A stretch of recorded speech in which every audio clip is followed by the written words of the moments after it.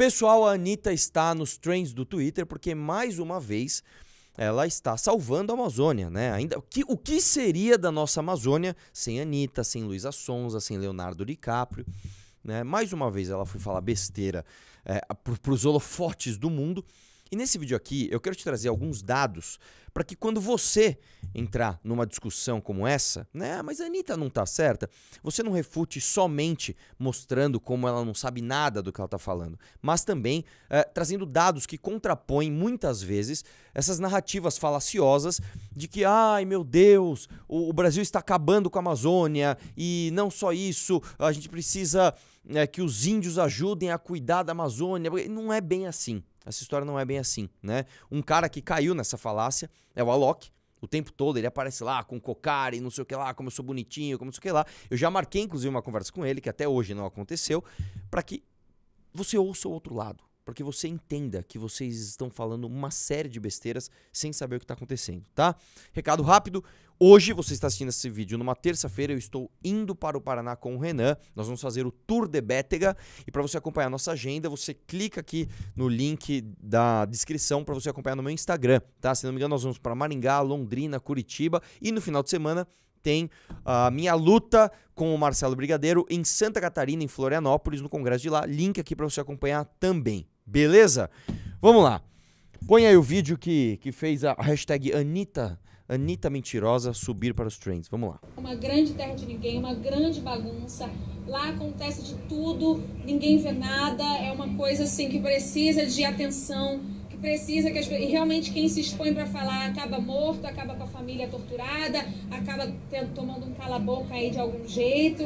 E assim, se vier me matar, vai ter que aguentar uma assombração depois que eu vou virar para essa pessoa, porque eu continuo, achei muito importante, é o grande tesouro do nosso país e as pessoas tratam assim como um grande nada, muito perigoso, e é inaceitável que esse lugar seja perigoso de uma pessoa ir visitar.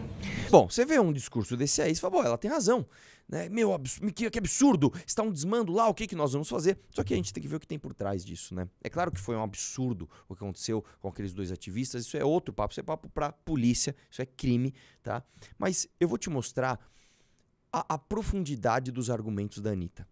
E vou te mostrar como isso é completamente ideológico, ela não tem a menor ideia do que ela tá falando. Olha esse outro vídeo dela aqui de alguns anos atrás, põe aí. Bom, já que agora o problema da Amazônia tá chegando em outros estados e a galera tá ficando preocupada, né, como a gente já tinha alertado antes, não só eu, Luísa Mel, o Instagram da 342 Amazônia, como a gente já havia alertado que o problema da natureza, mesmo que seja lá na puta que pariu, ele vai chegar nos outros estados, pensa aí. Então vamos lá. Ela já começa o vídeo, porque agora vocês estão, eu aqui, a Luísa Mel, nós estamos avisando, nós artistas estamos avisando há tanto tempo e só agora vocês aí de São Paulo vão se preocupar com isso. De onde você tirou isso?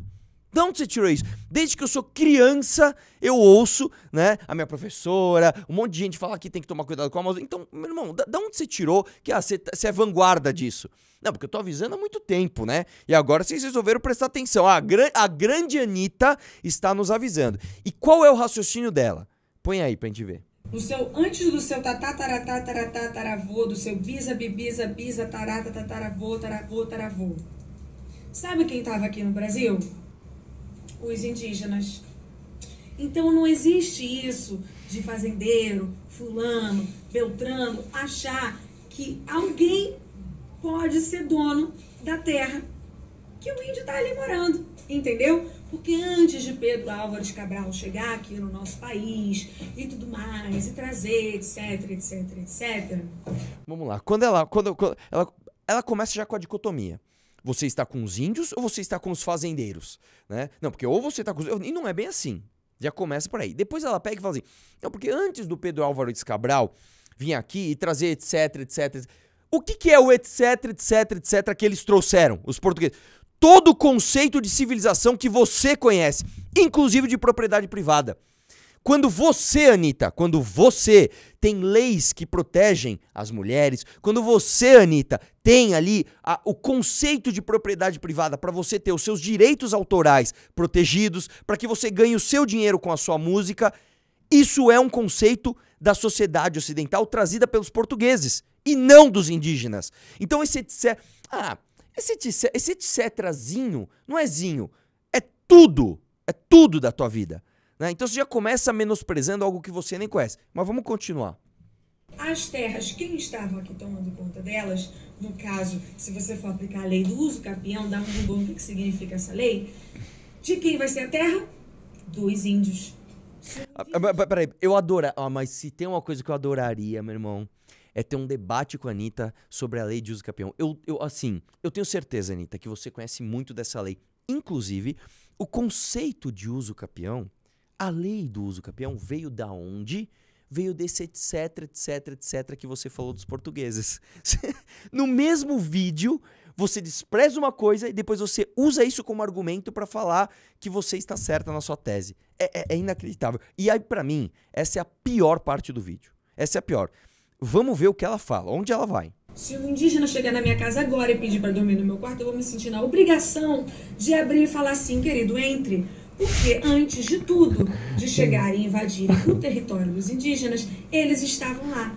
Eu tenho certeza, que se eu pegar uma tribo de indígenas e falar assim, vem cá, amigão, vamos lá na casa da Anitta que a gente vai pegar a casa dela pra vocês. Eu tenho certeza que ela vai dar. Ela fala, não, tu imagina.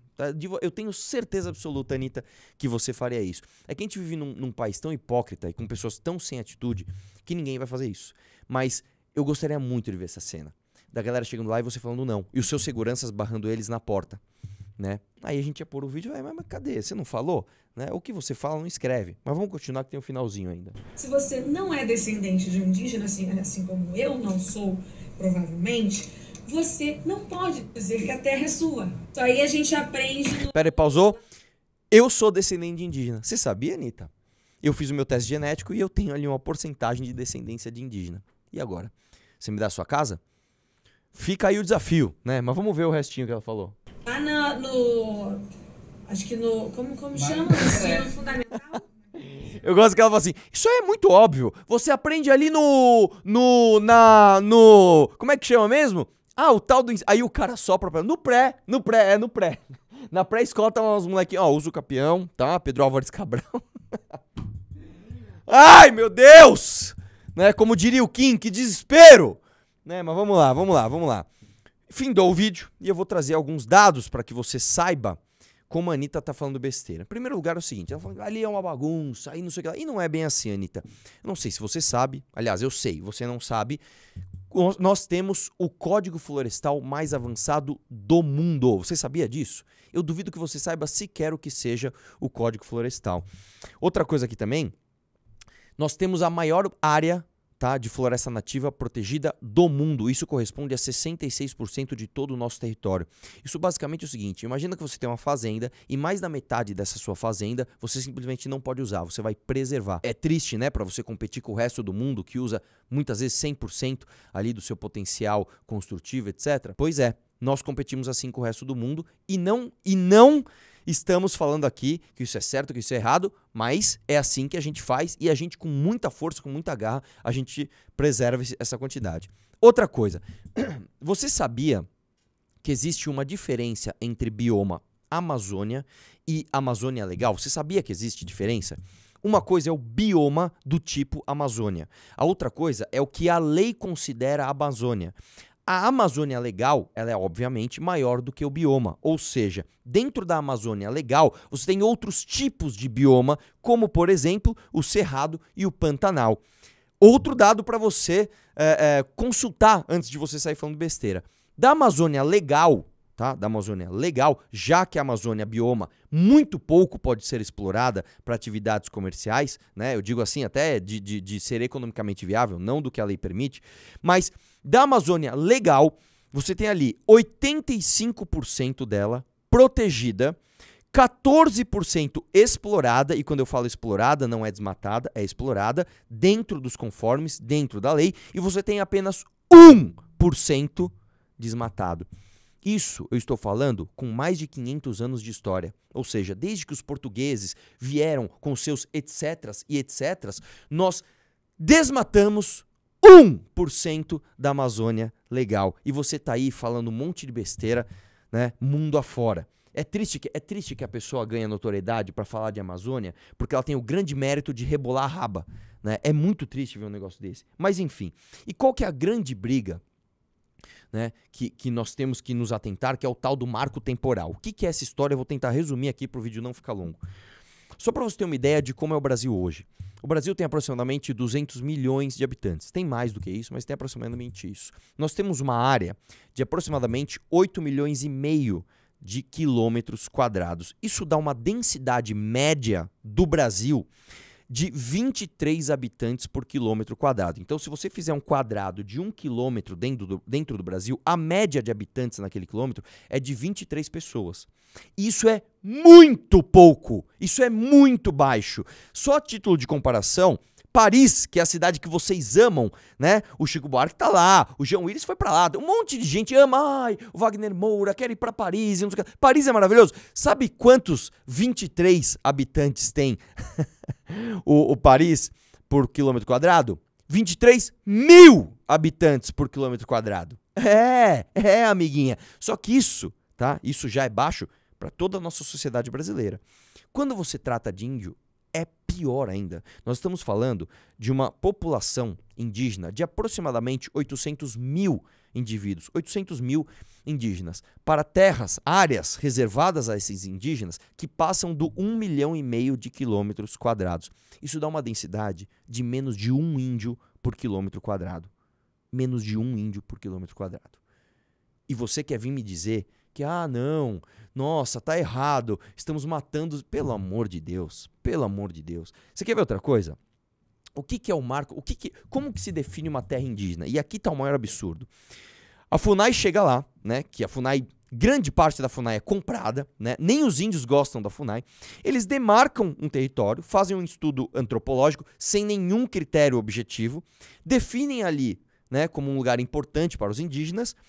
O Ministério da Justiça faz uma portaria e o presidente homologa a decisão. Em nenhum momento das etapas você tem o direito ao contraditório. Em nenhum momento das etapas você tem a argumentação do porquê que aquilo não deveria ser demarcado como uma terra indígena. Então, o que nós queremos? O que nós, pessoas sensatas, nós queremos? Nós queremos um marco temporal. A partir de tal data, e aí a definir essa data. As terras que são consideradas indígenas são indígenas. Não se amplia mais isso. Não dá mais para você ficar na mão de estudos subjetivos para que isso aconteça. E digo aqui para você, meu irmão, quando a pessoa começa a argumentar, não, porque o povo indígena, isso já está tudo errado. O conceito de povo indígena está errado. Nós temos que falar do povo brasileiro. Você sabia que o indígena, ele não é considerado um brasileiro? Você sabia disso? A sociedade indígena ela é considerada uma sociedade à parte dentro da nossa sociedade. Você sabia disso? Isso é um absurdo. Isso é um absurdo. E quando você pergunta para os próprios índios, a esmagadora maioria deles não concorda com a FUNAI e quer sim ser incluída como cidadão, né, brasileiro. Sabe quem é que tá... Você fala, de onde você tirou isso, Arthur? De onde você está tirando isso? Do Instituto de Pesquisa que vocês amam, que é o Datafolha. Então, sabe o que a gente tem que fazer para acabar com isso? Haja vista que, inclusive, né, a gente vê que nas propriedades tituladas você não tem desmatamento, que são aquelas propriedades que têm título de propriedade, porque se desmata ali, você sabe quem é o dono, o cara vai preso. Sabe o que a gente tinha que fazer? A gente tinha que dar título de transformar os índios em cidadãos brasileiros, que hoje, infelizmente, eles não são considerados assim, dar a titularidade da terra para eles, e aí sim você vai ver o índio produzir, você vai ver o índio progredir de acordo com o seu interesse, de acordo com a sua ambição pessoal. E aí, mas e se desmatar? Aí o cara vai responder por isso. E os dados mostram que não são em terras tituladas que você tem problema de desmatamento. E aí, cara, você vê tudo isso, né? Você vê toda essa briga, né? A Anitta falando besteira pro mundo inteiro, ajudando a acabar ainda mais com a nossa economia, né? A Anitta que se preocupa com os mais pobres, fala uma besteira dessa, ela nem tem noção do quanto que isso atrapalha ainda mais os mais pobres, não tem nem essa ideia. E aí você vê a contra-argumentação, né? Que aí é o gado. Dizendo, não! A Amazônia não tem nada a ver, tá muito bem cuidado pelo nosso ex-ministro Ricardo Salles. Ai, meu irmão, aí você fala, meu irmão, entre Anitta e Ricardo Salles, velho, eu nem sei o que eu faço. É a vontade de, sei lá, de morrer queimado. Mas é isso, beleza? Link aqui na descrição desse vídeo, me acompanhe, tá? A gente vai estar no Paraná. E você que é de São Paulo, dia 9 de julho, não deixe de estar no filme. A estreia do filme vai ser maravilhosa. Depois nós vamos fazer um evento maravilhoso também. Conto com você lá. Um abraço, vamos questionar tudo.